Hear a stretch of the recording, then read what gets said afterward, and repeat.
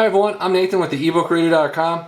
For this video, I just wanted to do a quick comparison between the Kindle Paperwhite here on the left and the new Fire HD 6 here on the right. So it's kind of surprising that the Kindle Paperwhite is actually $20 more than the Fire HD 6, just given the fact the amount of features you get with the Fire HD 6. So obviously with the Kindle ebook reader, you're going to be focused on reading and reading only. I mean, it can do stuff like access the web with the web browser, but as far as the main features go, I mean, it's a book reading device, so I mean, e-reading is its primary purpose, whereas the Fire tablets, you got all the other stuff on here. You got video games, you got front and rear cameras, you can take pictures with this device, do video chatting, you got videos from Amazon, of course, you got the music, newsstand. I mean, obviously you can get newspapers on the Paperwhite too, but it's going to be a lot different kind of experience reading a newspaper or a magazine on a color device than it is on an e-ink e-reader. So as far as the features go, obviously you get a lot more bang for your buck with the Fire HD here, and I also wanted to talk about the size differences between these two. They're basically the same height. There's really not much difference height-wise.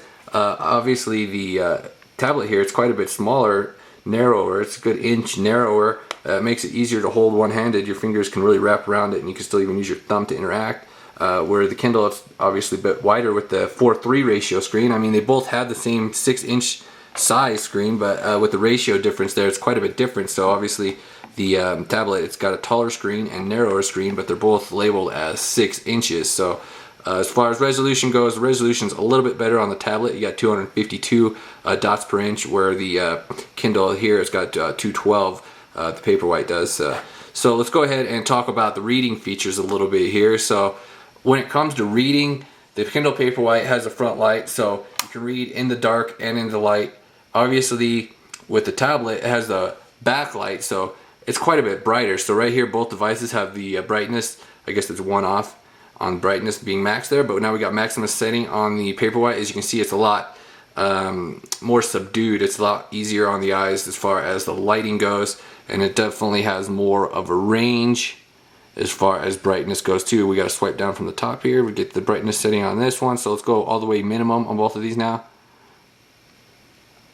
So obviously with the Paperwhite, it's just the light really doesn't even show right here. There's enough ambient light in the room that the camera's picking it up, but so this is basically what you've got as far as the lowest setting on each device here. So it's virtually off on the Paperwhite when you have it on the lowest setting.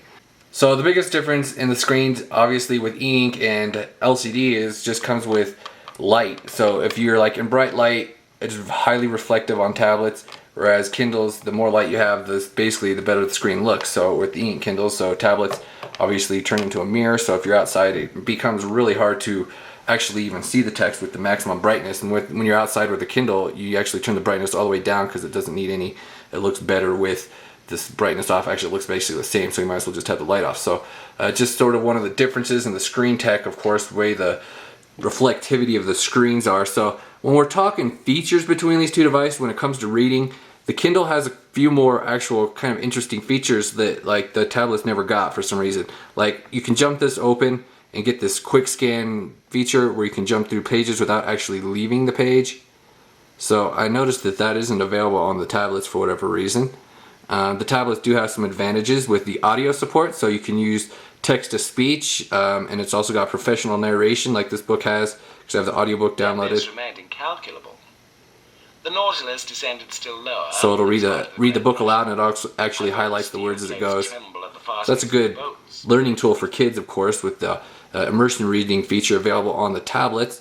But as far as the other features go, I mean, they both are very similar. I mean, you got the same kind of dictionary options, the Wikipedia lookup. So we've got the window for Wikipedia over here for the Kindle. I don't know why it keeps defaulting to Wikipedia on the HD here lately, but I've noticed that it keeps doing that when you look up words instead of going to the dictionary first. But you got the same, as you can see, you got the same options here. So this one, it has the translation feature and a card right here, but the Kindle, the Paperwhite has that as well. It's just over in a different menu where you hit the translation from there. So as far as that goes, feature-wise, they're very similar as far as the reading features go. Of course, within a tablet, you got the different colored highlights, so you do get the option for the multicolored highlights, and that's not something you're going to have, obviously, on an e-ink Kindle. So when it comes to font choices, it's very similar between the two. I mean, you got the same sort of line spacing and margin layouts. Kindle's always had the same 3 settings for margins and line spacings.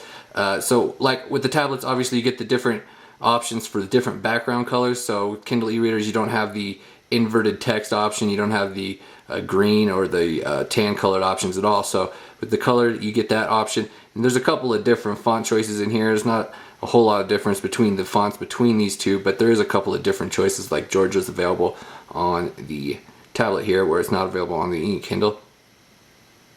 But the font sizes, I mean, you've got the whole gambit of font sizes from super huge to super small, so that's basically covered on both of these. So both devices offer landscape mode. Obviously with the tablet you just flip it over and it automatically goes to landscape mode. With the Kindle e-readers they don't have that sensor, so you can just go in here and hit the actual button to switch over to landscape mode. Another thing that the e-Kindles have is vocabulary builder. So like any word that you highlight and look up in the dictionary adds to the vocabulary list, and then you can study these words and then mark them as master, delete them, get some different usage ideas for them as well where it was used. So you got the flashcards here for the vocabulary builder, so that's a feature you don't have on the tablets. For whatever reason they never added that to the tablets, but yeah, you got that on the Kindle e-ink e-readers, of course. So one big difference between these two devices that has always bugged me is when you hold down on a title on an e-ink Kindle, you get these options right here where you can actually read the book description.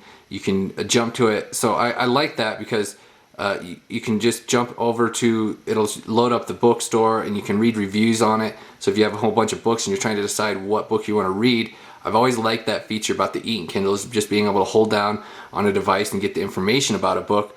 I don't know why they've never added that feature to the tablets. You just get the option to remove it to the device, add it to a collection, add it to the home screen. So if you wanted to like search through your cloud and try to find a book, you actually have to go to the store, manually type it in, and then search and then get the title that way. You can't just jump easily to the store and read the reviews and stuff, read the description of the book, which I really like on the e-ink Kindles. I'm not sure why they never incorporated that onto the tablets.